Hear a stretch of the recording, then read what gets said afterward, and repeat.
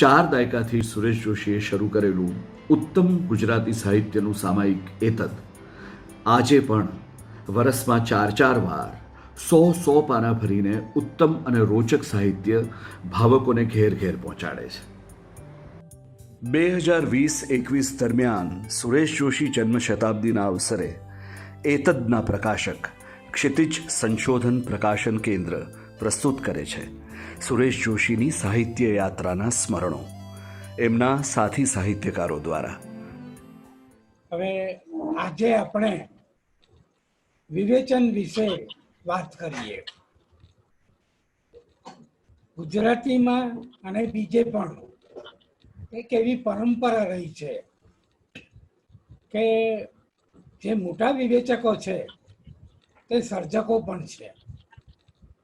એટલે એમની વિવેચનામાં સર્જનાત્મકતાની જે ઉષ્મા છે એ ઉષ્મા પણ તે ભળે છે. એટલે એને કારણે તે એક બીજો સ્વાદ ઉમેરાતો હોય એવું આપણને લાગશે. અને એવી રીતે જ્યારે આપણે એ વિવેચકની સમગ્ર વિવેચનામાંથી પસાર થઈએ ત્યારે આપણને લાગશે કે અહીં આગળ એ જે વિવેચક આપણને ગમે છે એનું એક કારણ તે એનામાં રહેલી એક ઉષ્મા છે. અને એ ઉષ્મા આપણામાં પણ ઉષ્મા પ્રગટાવે છે. એટલે પ્રશ્ન થાય કે કોઈ વિવેચકના મનમાં કયા પ્રકારના પ્રશ્નો જાગ્યા અને એ પ્રશ્નોના ઉત્તર આપવાને માટે એને કયા પ્રકારની મહેનત કરી, કયા પ્રકારના બીજા સર્જકો વિવેચકોની મદદ લીધી એ પણ આપણે જાણવું પડે. એટલે સર્જન પ્રક્રિયા, કાવ્ય સ્વરૂપ, પ્રયોજન, કૃતિગત વિશ્વ, સર્જકનું ઉત્તરદાયિત્વ, ગુજરાતી, ભારતીય અને વિશ્વ એ સાહિત્ય વિશેનો વિચાર વિમર્શ, આ બધાને કારણે તે એ વિવેચકના મનમાં આ જે પ્રશ્નો જાગ્યા એ પ્રશ્નોના એ ઉત્તરો આપે છે.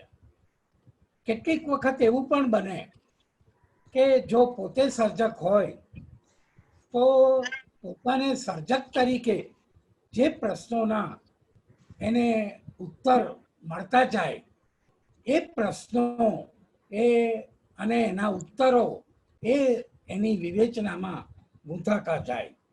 એટલે એ રીતે આપણે જોઈએ. હવે દાખલા તરીકે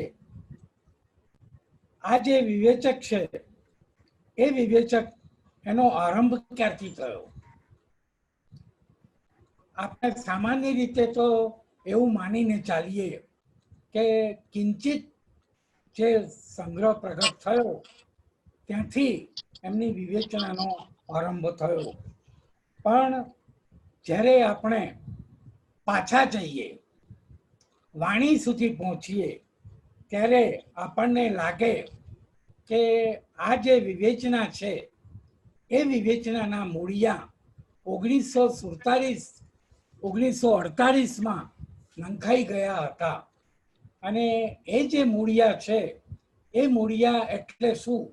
સુરેશ જોશીની સાથે કોઈ વિદ્યાર્થીને પણ પૂછીએ તો આપણને કહેશે કે સુરેશ જોશી એટલે રૂપરચના, આકાર. આવી વાત તરત જ કોઈ કહેશે. તો આ જે રૂપરચનાનો જે ખ્યાલ છે એ ખ્યાલ પાછળથી પ્રવેશ્યો કે પહેલેથી એમના મનમાં હતો? આ આપણે જ્યારે વિચારીએ ત્યારે એક વિધાન આપણે જોઈએ.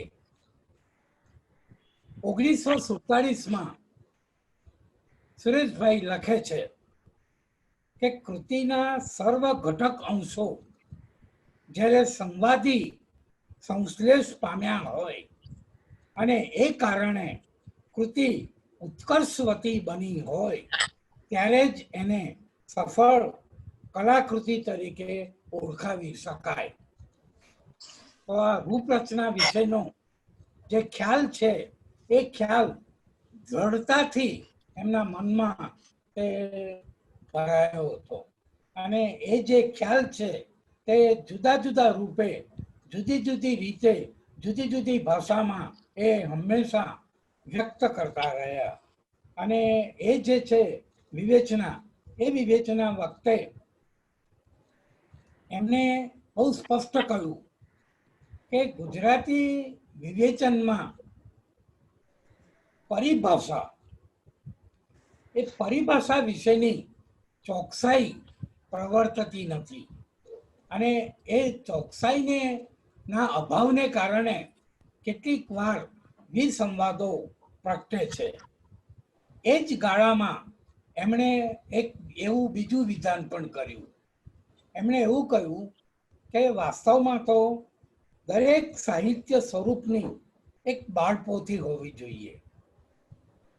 આ બાળપોથી એટલે શું કે રોબર્ટ સોલ્સે એલિમેન્ટ્સ ઓફ લિટરેચર નામનું એક મોટું વોલ્યુમ પ્રગટ કર્યું હતું અને એમાં એને તે વખતે જેટલા સ્વરૂપો પ્રચલિત હતા એ બધા સ્વરૂપોની વાત એ દ્રષ્ટાંતો સાથે એ કરતા ગયા હતા.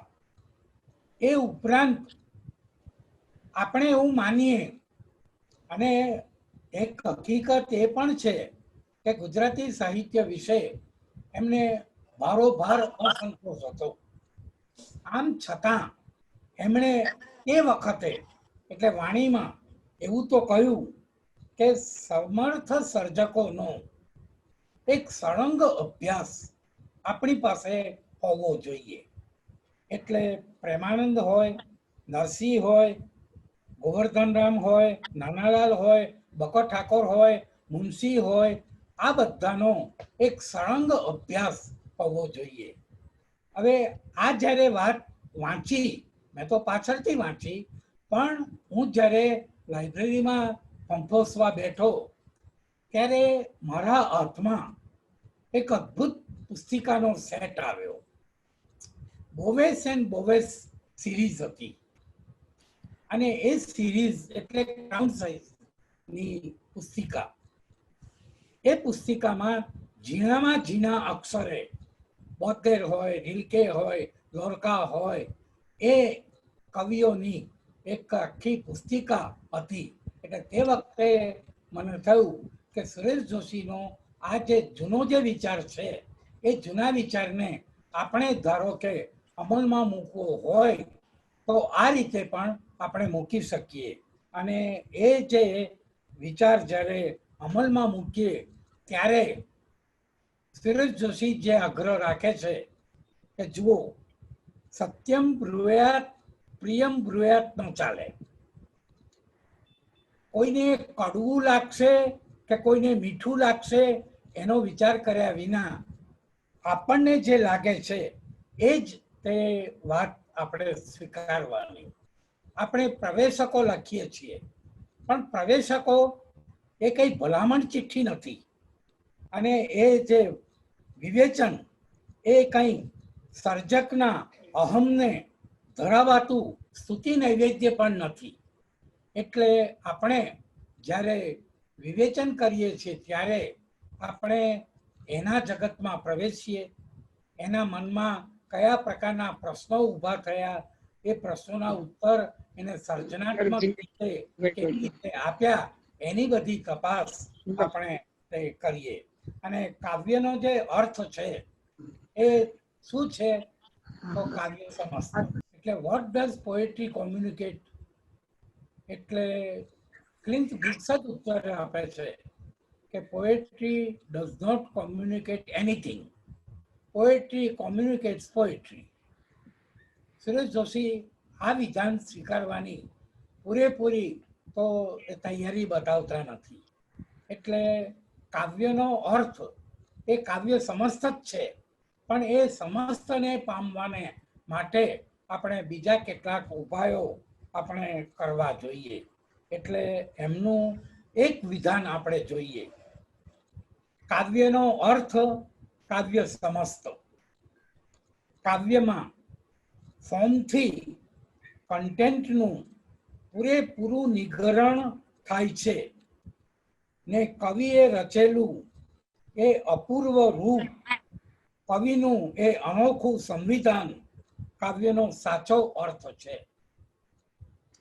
આ એમની એક દ્રઢ માન્યતા હતી. હવે આની સામે હું એક બીજું વિધાન મૂકું. એક સાચી સુંદર કળાકૃતિમાં સામગ્રીએ કશું કરવાનું હતું. અહીં તો રૂપરચના, ફોર્મ જ સર્વે સર્વા હોય છે. સર્જકની કળાનું વિશિષ્ટ રહસ્ય રૂપ દ્વારા થતા સામગ્રીના નિગરણમાં રહેલું છે. આપણને લાગે કે આ સુરેશ જોશી જ બોલી રહ્યા છે, પણ ના, આ સુરેશ જોશીનું વિધાન નથી. આ વિધાન 18મી સદીમાં શિલર નામનો જર્મન ચિંતક જે થઈ ગયો એનું આ વિધાન છે. એટલે મને પ્રશ્ન થયો કે 1948માં સુરેશ જોશીએ જ્યારે પેલું વિધાન કર્યું ત્યારે હું માનું છું ત્યાં સુધી એમની પાસે આ જર્મન ચિંતક ન હતા, શિલર ન હતા. એટલે શિલરને જે સૂઝ્યું તે એમની પોતાની રીતે સૂઝ્યું અને સુરેશ જોશીને જે સૂઝ્યું તે એમની પોતાની રીતે સૂઝ્યું. એટલે આ એમને પ્રશ્ન થયેલો કે કોઈ પણ કળાકૃતિમાં, સાહિત્ય કૃતિમાં તિરોધાન અને પરિહાર એ બે મહત્વના વિચાર છે, મહત્વની સંજ્ઞાઓ છે. પ્રશ્ન થયો કે આ બે સંજ્ઞાઓના અર્થ કયા? એટલે આપણે શોધવું પડે કે આ તિરોધાન એટલે છે શું? એટલે એ તિરોધાનનો અર્થ શોધવાને માટે આપણે જરાક જુદા રસ્તે જઈએ. એક વિધાન જુઓ. તેવી ભાષા, તેવા છંદ, તેવા અલંકાર, તેવી રીતિ, તેવા રસ આદિથી અંકિત કરીને કવિ શબ્દદેહ અર્પે છે. આ ભાષાદીના વાઘા સજાતા જ મૂળ વાસ્તવિક પ્રસંગાદિનું પૂરું તિરોધાન થાય છે. સંસ્કૃત કાવ્યશાસ્ત્રીઓ મૂળ વસ્તુનું તિરોધાન થાય છે એમ જે કહે છે તેનો અર્થ આ છે. આ વાત ડોલરે માંકડે કરીને તિરોધાન શબ્દની એક આપણને સમજૂતી આપી અને જ્યારે એ સમજૂતી આપણે વિદ્યાર્થીને આપીએ ત્યારે આપણને ખ્યાલ આવે કે આ જે વિદ્યાર્થી છે એ વિદ્યાર્થી સાચા માર્ગે હવે આગળ જશે. આ વિદ્યાર્થીને સાચી દિશામાં દોરવાને માટે કેટલાક પુસ્તકો અનિવાર્ય છે અને એ જે પુસ્તકો, એ પુસ્તકોના ગુજરાતી અનુવાદની જરૂર 1960-70ના ગાળામાં પણ હતી. તમે આજે થિયરી ઓફ લિટરેચર રેને વેલેક એના પુસ્તકની છેલ્લી આવૃત્તિ જોશો તો એમાં લખ્યું છે કે આ પુસ્તકનો અનુવાદ ગુજરાતીમાં પણ થઈ ગયો છે. આપણી પાસે ગુજરાતીમાં અનુવાદ નથી આવ્યો. 5 પ્રકરણો એના અનુવાદ સુરેશ જોશીએ કર્યા અને એ પ્રગટ થયા, પણ એ સિવાય આખું જે પુસ્તક છે એ પુસ્તકનો અનુવાદ આપણે ત્યાં થયો નથી. એક મિત્રે મને કહ્યું કે ચાલો આપણે આ પુસ્તકનો અનુવાદ કરીએ. ત્યારે મેં જરાક અચકાતા કહ્યું કે જો આ જે પુસ્તક છે એ પુસ્તકમાં યુરોપીય, અમેરિકન સાહિત્ય વિવેચનના પાર વિનાના સંકેતો છે, દ્રશ્ય કળાઓના પણ સંકેતો છે. એ આપણો જે વાચક છે એ વાચક જો પામી ન શકે તો પછી એને મુશ્કેલી પડે. એટલે વાસ્તવમાં થિયરી ઓફ લિટરેચરને સામે રાખીને ગુજરાતી સંદર્ભો, ભારતીય સંદર્ભોને ધ્યાનમાં રાખીને એ જે પુસ્તક છે એ પુસ્તક આપણી પાસે આવવું જોઈએ. એટલે આ જે વાત એ વાત તે વખતે સુરેશ જોશીના મનમાં પણ હોવી જોઈએ. એટલે એમને પણ એવું લખ્યું કે કવિની ઉપાદાન લેખે લગાડવાની શક્તિ, એના સ્થાપત્યની વિશિષ્ટતા થતા વિસ્તરતા થતા ભાવ રણકારને અનુરૂપ છંદોલય ઉપજાવવાની એની શક્તિ, એની અલંકાર યોજના પાછળ રહેલી જે દ્રષ્ટિ અને એ અલંકારોનું સ્વરૂપ, આનો વિદ્યાર્થીને પરિચય થવો જોઈએ. અને એ જે પરિચય છે એ પરિચય તે સારી રીતે થવો જોઈએ. એટલે થિયરી ઓફ લિટરેચરમાં એક પ્રકરણ છે અને એ પ્રકરણ એટલે વિદ્યાપીઠમાં સાહિત્યનું જે શિક્ષણ અપાય છે એના કયા પ્રકારના પ્રશ્નો છે. સુરેશ જોશીએ પણ કિંચિતમાં આપણી વિદ્યાપીઠના સાહિત્યના અધ્યાપનમાં જે પ્રશ્નો છે એ પ્રશ્નોની વાત કરી છે. થિયરી ઓફ લિટરેચરની નવી આવૃત્તિમાંથી એ પ્રકરણ બાદ થઈ ગયું. એનું કારણ શું હતું કે અમેરિકન યુનિવર્સિટીઓમાં એ જે સૂચનો હતા એનો અમલ બહુ સારી રીતે થયો હતો. અને તે ઉપરાંત ક્લિન્થ બ્રુક્સના સંપાદનો એ અમેરિકન યુનિવર્સિટીઓમાં પાઠ્યપુસ્તક તરીકે શીખવાડતા હતા. એટલે એમને ત્યાં એ પ્રશ્ન ન હતો. આપણે એવી હિંમત બતાવી શકીએ એવી સ્થિતિમાં નથી, કારણ કે આપણી જે વિદ્યાપીઠ એ વિદ્યાપીઠનું ધોરણ 60માં જે હતું તે 2020માં વળી નીચે આવેલું છે. એટલે આપણે માટે એ પ્રશ્ન એ નહીં રહે. એટલે એ જે રૂપરચના ભાષા જે છે એ ભાષા એને સર્જક કેવી રીતે પ્રયોજે છે એ જ વસ્તુ મહત્વની બનવી જોઈએ. અને એ જ્યારે બને ત્યારે આપણે તે કેટલીક બીજી યુક્તિ પ્રયુક્તિઓ તરફ આપણે જઈએ છીએ. એમાંની એક યુક્તિ છે પ્રતીક. કિંચિતમાં તો પ્રતીક ઉપર એક આખો લેખ છે. પણ એ જે પ્રતીક રચના, એ પ્રતીક રચનાને સાંગોપાંગ સમજવા માટે આપણે બે ફિલસૂફ પાસે જવું પડે. એક ફિલસૂફ છે હોન્સ કાસિરેર અને બીજા ફિલસૂફ છે સુઝાન લેંગર. એ બેની પાસે જ્યારે જઈએ ત્યારે આપણને પ્રતીક રચનાનો પૂરેપૂરો ખ્યાલ આવે. હવે સુરેશ જોશીને પણ ત્યારે પ્રશ્ન તો થયો કે પ્રતીક કોણ સર્જી શકે, એવો કયો કવિ હોય કે જે પ્રતીક સર્જી શકે. એટલે એમણે લખ્યું, આપણને આશ્ચર્ય થાય કે એમણે એ પ્રશ્નનો ઉત્તર કેવી રીતે આપ્યો.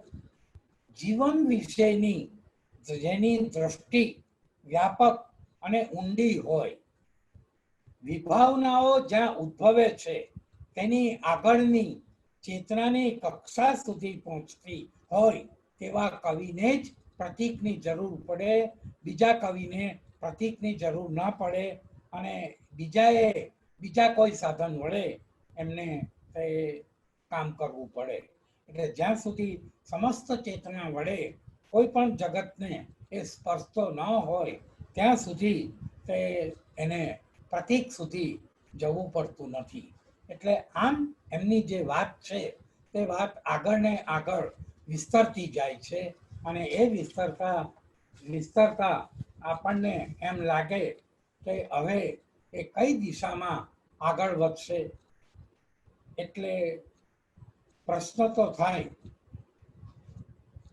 કેટલીક વખત આપણને થાય કે બિનજરૂરી આક્રોશ એમની વિવેચનામાં શા માટે છે. એ આક્રોશના મૂળિયા તરફ જો તમે જાઓ તો પ્રશ્ન થાય. અને પ્રશ્ન નહીં થાય. એનું કારણ કે આપણા જે મોટા મોટા વિવેચકો, એ વિવેચકોએ સર્જકોને બહુ ગંભીરતાથી લીધા જ નથી. અને સુરેશ જોશીને વિષ્ણુ પ્રસાદ ત્રિવેદીની સામે સૌથી મોટો વાંધો જરા જુદા પ્રકારનો. વિષ્ણુ પ્રસાદ ત્રિવેદી સિદ્ધાંતમાં એમ કહે કે આપણે ઉત્તમ કૃતિઓ પાસે જવું જોઈએ, પણ એ જ્યારે કૃતિ સમીક્ષાઓ લખે ત્યારે નબળી કૃતિઓની જ વાત હોય. એમણે કદી પણ કાંત વિશે, કાંત તો એમને ના ગમે, કારણ કે તિરસ્કારથી એમ કહે કે 3.5 કવિ, અરે 3.5 કવિતાનો એ કવિ બાજુ પર રાખો. એટલે કાંત ના ચાલે. પણ કાંત સિવાય બીજા કવિઓ હતા, એનું શું? સુંદર માતા, નિરંજન હતા, રાજેન્દ્ર શાહ હતા, પ્રહલાદ પારેખ હતા. આ બધા કવિઓ વિશે એમણે કોઈ અક્ષર પાડ્યા નથી. અને એને કારણે જ તે એમની જે વિવેચના, એ વિવેચના પૂરેપૂરી સ્વીકારવાની સામે આપણને વાંધો આવે. હવે જ્યારે નવલકથાની વાત આવી, યોજક સ્તત્ર દુર્લભ નામનો એક લેખ છે, અને એ લેખમાં એમને ફરિયાદ કરી કે આપણો જે સર્જક જ્યારે નવલકથા લખવા બેસે છે ત્યારે એ સર્જક તરીકે એમાંથી ગેરહાજર હોય છે. હવે જો એ સર્જક ગેરહાજર હોય, યોજક જ જો ત્યાં ન હોય, તો પછી એ કયા પ્રકારનું સર્જન કરી શકશે? એટલે આવા પ્રશ્નો લઈ અને તે વાત આગળ ચલાવે છે. કેટલીક વખત આપણને લાગે, આપણે જ્યારે ગુજરાતી વિવેચનનું સંપાદન જોઈએ ત્યારે અનંતરાય રાવળે કરેલું છે, સાહિત્ય અકાદમીના આશ્રયે. એમાં સુરેશ જોશી નથી. પ્રશ્ન થાય કે સુરેશ જોશી જેવા ના હોય. એટલે પછી મેં એમને પૂછ્યું કે આમાં તમે નથી. એટલે કે અનંતરાય રાવળે મને પૂછાવ્યું હતું કે હું તમારો એક લેખ લઉં, સર્જનાત્મક સાહિત્યમાં કાળ યોજના. મેં ના પાડી. મારો એ લેખ સામાન્ય કક્ષાનો હતો, અને સામાન્ય કક્ષાનો જે લેખ હોય એ લેખ હું શું કામ છાપવા માટે અનુમતિ આપું? મારે નહીં જોઈએ. તમે ગુજરાતી ટૂંકી વાર્તાનું સંપાદન મનસુખલાલ ઝવેરીએ કર્યું સાહિત્ય અકાદમી દ્વારા.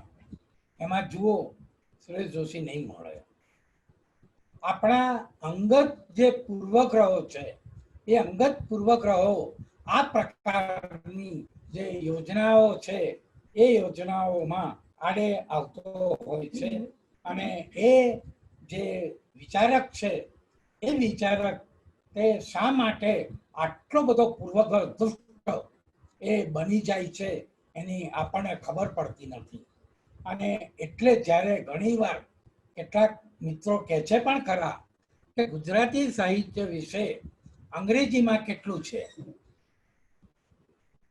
હવે મારી પાસે 2 ગ્રંથો આવ્યા, મેકમિલને પ્રગટ કરેલા. કે જ્યોર્જ નામના વિવેચકે એનું સંપાદન કર્યું હતું, કમ્પેરેટિવ ઇન્ડિયન લિટરેચર. આપણી બધી જ ભાષાઓના સાહિત્ય વિશે જે તે વિવેચકો પાસે લેખ લખાયેલા. એટલે સ્વાભાવિક રીતે પહેલી નજર મેં ગુજરાતી ઉપર નાખી. ગુજરાતી વિશે જેટલું લખાયું હતું એ વાંચ્યું, અને મને ભારોભાર નિરાશા થઈ કે જો આ જ રીતે ગુજરાતી સાહિત્ય વિશે અંગ્રેજીમાં આવવાનું હોય તો બહેતર છે કે ના આવે. એટલે પ્રશ્ન આ પ્રકારનો આવે છે. અને એ જે વિવેચક, એ સર્જક, એ આ પ્રકારે શા માટે એ કરે છે? એટલે વેઠ ઉતારે છે. હું એવું કહી શકું કે વેઠીઓ બને છે, અને વેઠીઓ બનીને એ પોતાનું કામ કરી લે છે. એટલે સુરેશ જોશીએ એવું કહ્યું, એમ પણ કહ્યું, આ બધા જે વિચારો છે ને એ વિચારોને પણ સાથે સાથે સામે રાખવા પડે. એમણે એવું કહ્યું કે કોઈ પણ યુગનો સમર્થ સર્જક પોતાના યુગની સમસ્યાઓના કેન્દ્ર સ્થાનથી દૂર રહીને સર્જી શકતો નથી. એટલે આ વાત ચિત્રસૂત્ર જે યથાદેશકાલની વાત કરે છે એની સાથે સંબંધ રાખે છે. અને એટલા માટે એમણે તે એક બીડું ઝડપ્યું કે ચાલો આપણે થોડું કામ ગુજરાતી સાહિત્ય વિશે પણ કરીએ. તો ગુજરાતી સાહિત્ય વિશે ધારો કે કામ કરવું હોય તો કયું સ્વરૂપ પસંદ કરવું? એટલે સ્વાભાવિક રીતે જે સ્વરૂપનું નિદર્શન સરળતાથી કરી શકાય અને જેની વાત ટૂંકમાં પણ બહુ સારી રીતે કરી શકાય એવું જે સ્વરૂપ છે કવિતાનું. 1957-58માં વિશ્વ માનવમાં ગુજરાતી કવિતાનો આસ્વાદ પ્રગટ થયો. હવે આ આસ્વાદ કરાવતી વખતે ક્યારેક ભૂલ થઈ પણ ગઈ હોય, પણ એ ભૂલની ઠીકડી ના ઉડાડાય. મનસુખલાલ ઝવેરીએ પોતાના પુસ્તકમાં આની ઠેકડી ઉડાડેલી છે.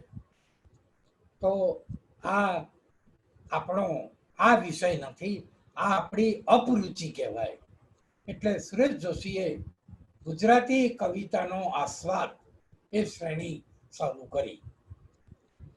ભોગીલાલ ગાંધીએ જાહેરમાં લખ્યું પણ હોય અને અંગત રીતે અમને મિત્રોને કહ્યું પણ ખરું કે વિશ્વ માનવમાં બે શ્રેણી પ્રગટ થઈ અને એને કારણે વિશ્વ માનવ એ ઊંચું આવ્યું. એ એક શ્રેણી સુરેશ જોશીની આ કવિતાનો આસ્વાદ અને બીજી શ્રેણી ગુલામ મોહમ્મદ શેખની એ ચિત્ર વિશેની. ચિત્ર વિશેની શ્રેણી હજુ તો આપણી આગળ ગ્રંથ સ્વરૂપે આવી નથી, કારણ કે એમના જે ધોરણો છે એ વધારે ઊંચા છે અને એ ઊંચા ધોરણોને જ્યાં સુધી એ પાર પાડી ન શકે ત્યાં સુધી કશું ગ્રંથસ્થ કરવું નહીં. અને આ જે આસ્વાદની જે શ્રેણી એ શરૂ થઈ. આપણી આગળ પુસ્તક આવ્યું. એ પુસ્તકની સામે બે ત્રણ કવિઓ વિશે મારા મનમાં પણ પ્રશ્નો જાગ્યા કે આ કવિઓની આ કવિતા ન લીધી હોત તો ન ચાલત. ઉમાશંકર જોશી હોય, પ્રિયકાંત મણિયાર હોય, રાજેન્દ્ર શાહ હોય, એમની બીજી ઘણી કવિતાઓ ઉત્તમ હતી. એ કવિતાઓ એમણે બાજુ પર રાખી, પણ જે લીધી એ કવિતાઓનું શું? એટલે જે બાકી રહી એ કવિતાઓનું શું? એટલે વારે વારે એ કવિતા તરફ આપણી દ્રષ્ટિ જાય. આજે બપોરે એક કવિતા લઈને હું બેઠો, કવિતા વાંચીને અને કવિતાનો આસ્વાદ વાંચીને હું આર્દ્ર બની ગયો. એ કવિતા હતી હરિશ્ચંદ્ર ભટ્ટની નિર્દોષ ને નિર્મળ આંખ તારી. તો આ જે કવિતા છે એ કવિતાના જેટલા જે પરિમાણ એ પરિમાણ સુરેશ જોશીએ ખોલી આપ્યા અને સાથે સાથે આપણને ઈજન પણ આપ્યું કે હવે તમે પણ આ આસ્વાદની સાથે જોડાઓ. એટલે એમણે તે આ હરિશ્ચંદ્ર ભટ્ટની વાત કરી. હરિશ્ચંદ્ર ભટ્ટની આ જે કવિતા એમાં એટલું બધું એ મુગ્ધતાની સાથે વિષાદ, જીવનની સાથે તે મૃત્યુ, વસંતની ફૂંક સાથે લોક, આ પ્રકારની જે સન્નિધિ છે એ સન્નિધિ અદ્ભુત રીતે સુરેશ જોશીએ આપણને બતાવી આપી. એ ઉપરાંત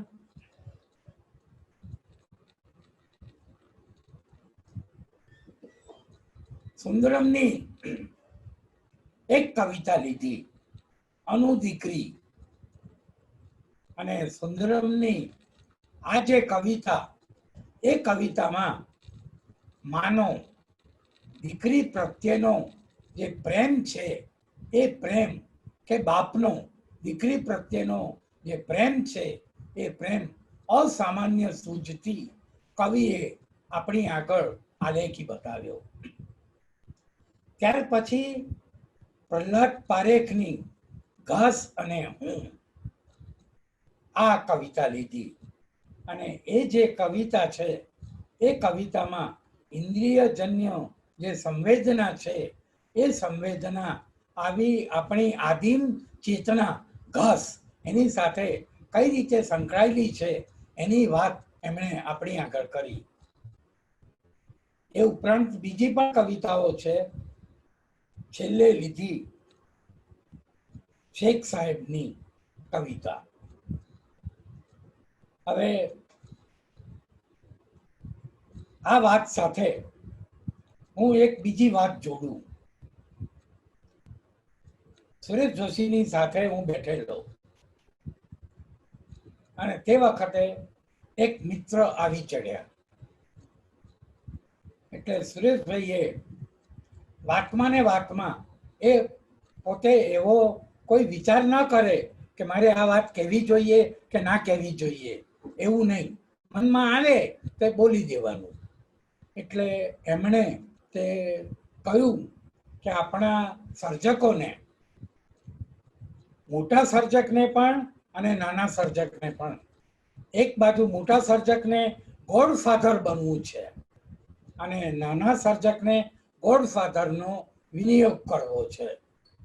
એટલે જે શ્રોતા હતા એ શ્રોતાએ જરા કડવાશથી પૂછ્યું કે તમે શેખના ગોડફાધર નહીં? એટલે સુરેશ જોશી કે જુઓ, મારી વાત બહુ સ્પષ્ટ છે. ગોડફાધર હું શેખનો હતો નહીં અને થવાનો નથી. એક વાત, મને ચિત્રકળામાં એવી સમજ નથી કે હું ગુલામ શેખના ચિત્રો વિશે હું લેખ લખું અને એમની જે કવિતા છે એ કવિતાની વાત અવારનવાર કરતો રહું. મારી પાસેથી કોઈ લાભ શેખને મળવાનો નથી. તો આપણી જે સહિષ્ણુતા, એની કસોટી થાય એ પ્રકારનું જે વાતાવરણ છે, એ વાતાવરણ પણ આપણે જોઈ શકીશું.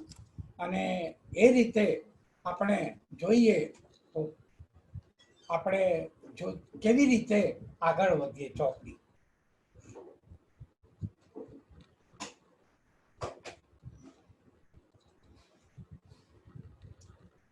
હવે સુરેશ જોશીએ કથોપકથન નામનો જે ગ્રંથ લખ્યો, એને ઘણાના મનમાં પ્રશ્નો ઊભા કર્યા. મારા મનમાં એ પ્રશ્નો થયા કે નવલકથાનું જે સ્વરૂપ છે એ લિરિકની જેમ શુદ્ધ બની શકે ખરું? આ પ્રશ્ન થયો. એટલે નવલકથા એનો જે વ્યાપ છે, એ વ્યાપને કારણે એ જે રીતે જીવન સાથે, જગત સાથે પાનું પાડે છે, એ જોતા આપણને લાગે કે નવલકથા એના પ્રશ્નો જુદા છે અને જે કવિતા છે, લિરિક છે, એના પ્રશ્નો પણ જુદા છે. એ જ રીતે લિરિક અને મહાકાવ્ય એ બંનેના પ્રશ્નો પણ જુદા છે. એટલે એ વાત કરતા કરતા સુરેશ જોશીને મન થયું કે ચાલો આપણે ગુજરાતી નવલકથાની વાત પણ કરતા જઈએ. એટલે ગુજરાતી નવલકથાની વાત કરતી વખતે એમણે લખ્યું કે 1866માં કરણ ઘેલો પ્રગટ થઈ અને લગભગ એ જ ગાળામાં દોસ્તોયેવ્સ્કીની ક્રાઇમ એન્ડ પનિશમેન્ટ પ્રગટ થઈ. એમનો મૂળ પ્રશ્ન એવો હતો એમના મનમાં કે ક્યાં કરણ ઘેલો અને ક્યાં ક્રાઇમ એન્ડ પનિશમેન્ટ. એટલે તે વખતે મારા જેવાને એક બીજો પ્રશ્ન પણ થયો કે આ કરણ ઘેલો તરફ એમને લઈ કોણ ગયું લેખકને? તો આપણો વિદ્યાર્થી પણ કહે કે પેલા રસેલ સાહેબ એમને કરણ ઘેલોના લેખકને લઈ ગયા વોલ્ટર સ્કોટ દ્વારા. એટલે બીજો પ્રશ્ન મને થયો કે રસેલ સાહેબને Pride and Prejudice, Sense and Sensibility, એમાં પામેલા, વુધરિંગ હાઇટ્સ, જેન એર, એની કોઈ નવલકથા એમને દેખાઈ ન હતી. એટલે કદાચ એમનું પોતાનું રુચિતંત્ર એ મર્યાદિત હતું અને મર્યાદિત રુચિતંત્રને કારણે એમણે તે કરણ ઘેલોના લેખકને આ વોલ્ટર સ્કોટ સંભળાવી આપ્યો. હવે મારો બીજો પ્રશ્ન કે કરણ ઘેલો એની પહેલા ગુજરાતીમાં શું હતું? આપણો પહેલો જે ગદ્યકાર એ કેટલા વર્ષ પહેલા થઈ ગયો અને ત્યાર પછી કરણ ઘેલો આવે છે. હવે બીજી બાજુએ દોસ્તોયેવ્સ્કી મૂકો. દોસ્તોયેવ્સ્કીની પૂર્વે રશિયન સાહિત્ય, રશિયન ગદ્ય, રશિયન નવલકથા એ કયા પ્રકારની હતી? તો આ પરંપરાનો લાભ દોસ્તોયેવ્સ્કીને મળ્યો અને એ પરંપરાનો લાભ એને ઉઠાવીને જરા જુદા પ્રકારના જે પરિમાણ એને આપણી પોતાની નવલકથામાં પ્રગટાવ્યા અને એ જે નવલકથાઓ હતી તે એક પછી એક આપણી આગળ તે આપતા ગયા. હજુ સુધી દોસ્તોયેવ્સ્કીની નવલકથા ગુજરાતીમાં આવી નથી.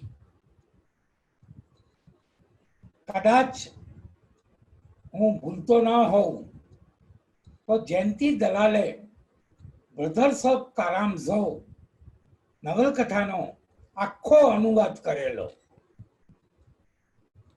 અને એ અનુવાદ યશવંત શુક્લને જોવા આપ્યો. પછી એ અનુવાદ ગાયબ થઈ ગયો, ક્યાં ગયો ખબર નથી. એટલે નોટ્સ ફ્રોમ ધ અંડરગ્રાઉન્ડ એનો સંક્ષિપ્ત અનુવાદ તે ગુજરાતીમાં સુરેશ જોશીએ કર્યો. એ સિવાય દોસ્તોયેવ્સ્કી તે આવ્યા નહીં અને દોસ્તોયેવ્સ્કીની જે નવલકથા એ નવલકથાના બીજા ત્રણ પરિમાણ, એક ક્રાઇમ એન્ડ પનિશમેન્ટ, જે ક્રાઇમ એન્ડ પનિશમેન્ટ પરથી હિન્દી ફિલ્મ તે ઉતરી હતી અને એ જે ફિલ્મ છે ફિર સુબહ હોગી, એ જે ક્રાઇમ એન્ડ પનિશમેન્ટ, ત્યાર પછી ધ ઇડિયટ અને ત્યાર પછી ધ બ્રધર્સ કારામઝોવ. જો ગુજરાતીમાં આટલું આવી શકે તો પ્રશ્ન આપણને થાય કે આપણે તૃપ્ત થયા, પણ આવવાની શક્યતાઓ અત્યારે તો ઓછી લાગે છે. કારણ કે આપણા જે નવા સાહિત્યકારો એમનું અંગ્રેજીનું જ્ઞાન બહુ ઓછું છે. એટલે એ કેવી રીતે અનુવાદ કરશે એ ખ્યાલ નથી. હવે ત્યાર પછી એમને પ્રશ્ન થયો કે ચાલો હવે સરસ્વતીચંદ્ર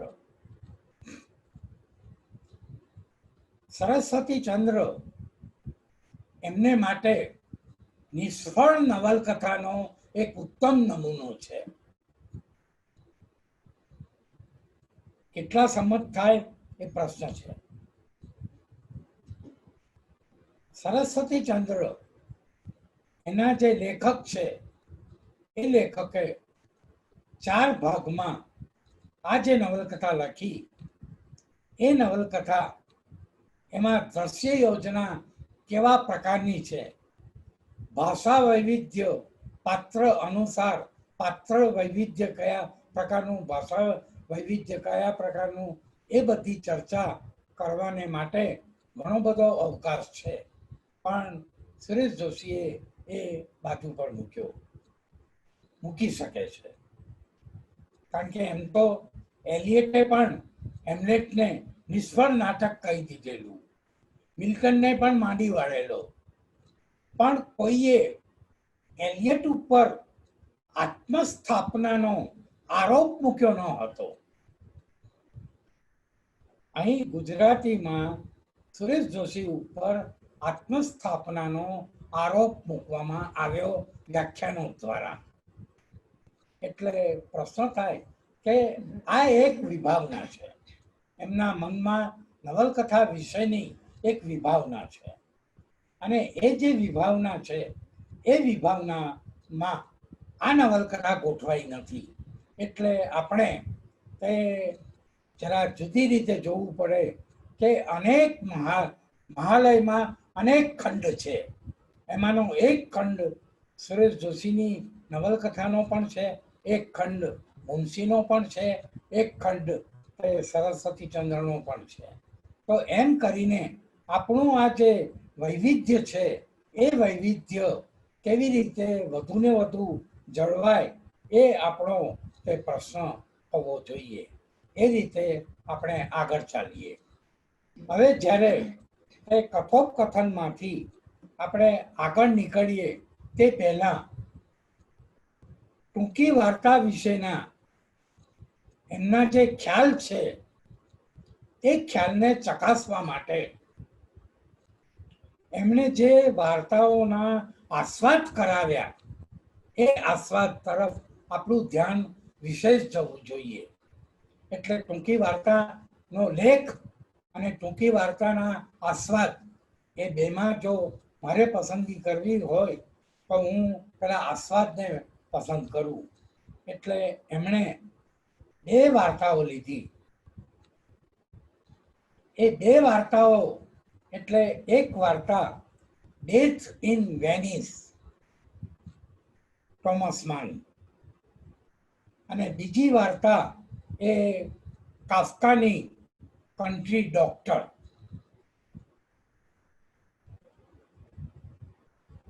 ગામડાનો ડોક્ટર એનો તો અનુવાદ થઈ ચૂક્યો છે, ડેથ ઇન વેનિસનો અનુવાદ નથી થયો. પણ આ જે 2 વાર્તાઓ છે એ વાર્તાઓમાં ભાષા દ્વારા, પાત્ર દ્વારા, ત્યાર પછી વસ્તુ દ્વારા અને સર્જકની દ્રષ્ટિ, આ બધા દ્વારા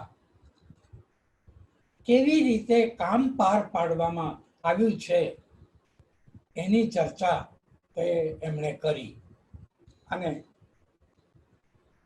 વિદ્યાર્થીઓને આપણે કહેવું જોઈએ કે ભલે ઘટના રાસ, ઘટના તિરોધાન એની વાતો સાથે સુરેશ જોશીને સાંકળ્યા, પણ સુરેશ જોશીનું મૂળભૂત ગૃહિત એ છે કે ઘટના વિના વાર્તા લખી ન શકાય.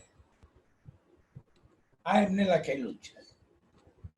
એટલે ઘટના વિના જો વાર્તા લખાતી ન હોય તો ઘટનાનો વિનિયોગ આપણે કઈ ભૂમિકા ઉપર કરીએ છીએ એના ઉપર એ બધાનો આધાર રહેલો છે, અને એને કારણે તે વાત આગળ ચાલવી જોઈએ.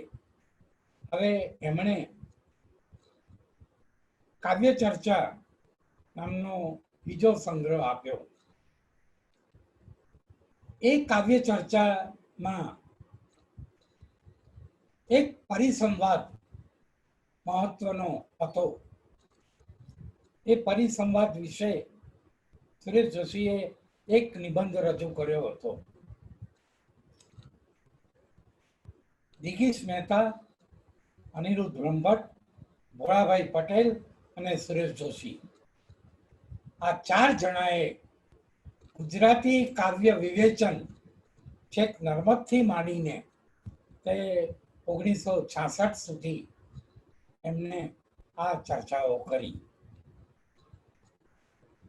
દિગીશ મહેતાએ સુરેશ જોશીની વિવેચના સમજવી હોય તો કઈ ભૂમિકા હોવી જોઈએ એના વિશે આખો નિબંધ રજૂ કરેલો.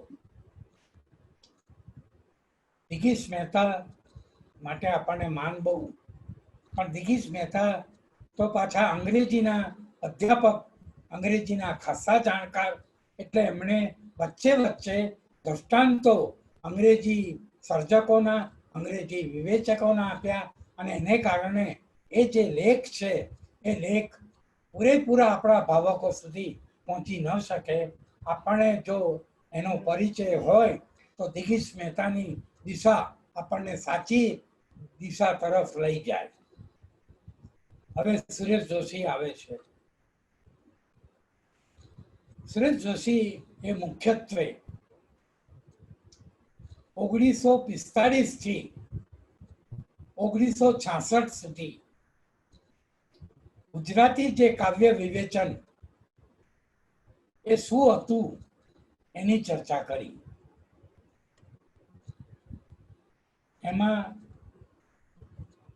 2 વિવેચકો કેન્દ્રમાં રહ્યા. એક વિવેચક વિષ્ણુપ્રસાદ ત્રિવેદી.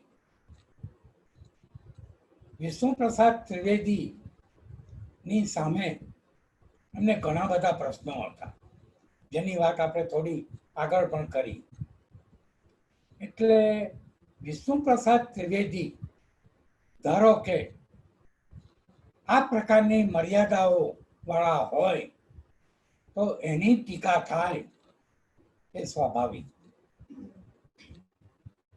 વિષ્ણુપ્રસાદ વિશે આપણને માન પૂરેપૂરું, અને છતાં પણ જેના માટે માન હોય એની આરતી તો ઉતારાતી નથી.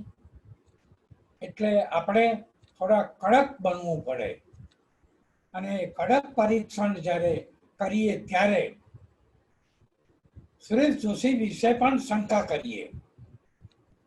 એટલે આપણે વિષ્ણુપ્રસાદ ત્રિવેદીની જે વિવેચના છે તે સામે રાખીએ, અને આપણે જોતા જઈએ કે વિષ્ણુપ્રસાદ ત્રિવેદી જે કહે છે એ જ પ્રમાણે સુરેશ જોશી એનું આલેખન કરે છે કે પોતાનું ગાંઠનું ઉમેરણ કરે છે.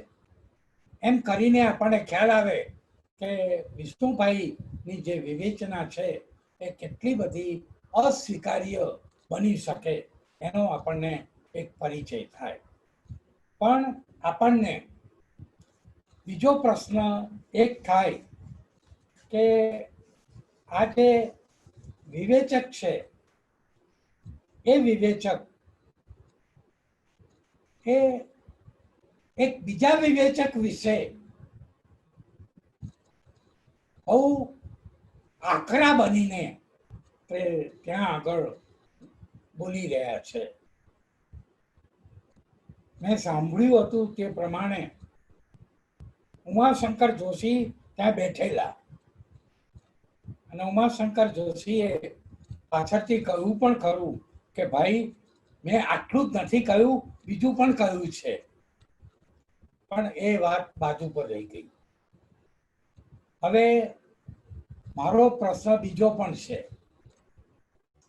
કે એ ગાળામાં જેટલા વિવેચકો હતા એ વિવેચકોને આપણે ધ્યાનમાં રાખવા પડે. સુરેશ જોશીના એ લેખમાં ક્યાંય પણ સુંદરમ નથી.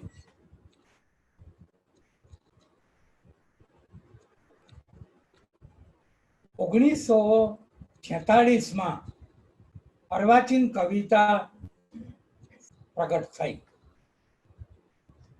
આ અર્વાચીન કવિતા એનું જો આપણે પૃથક્કરણ કરીએ અને એમાંથી એમનો સિદ્ધાંત પક્ષ બાજુ પર ઠાલવીએ તો આપણને લાગશે કે સુરેશ જોશી જે રૂપ રચનાની આપણને વાત કરવા માંગે છે એ સુંદરમ પણ કરે છે.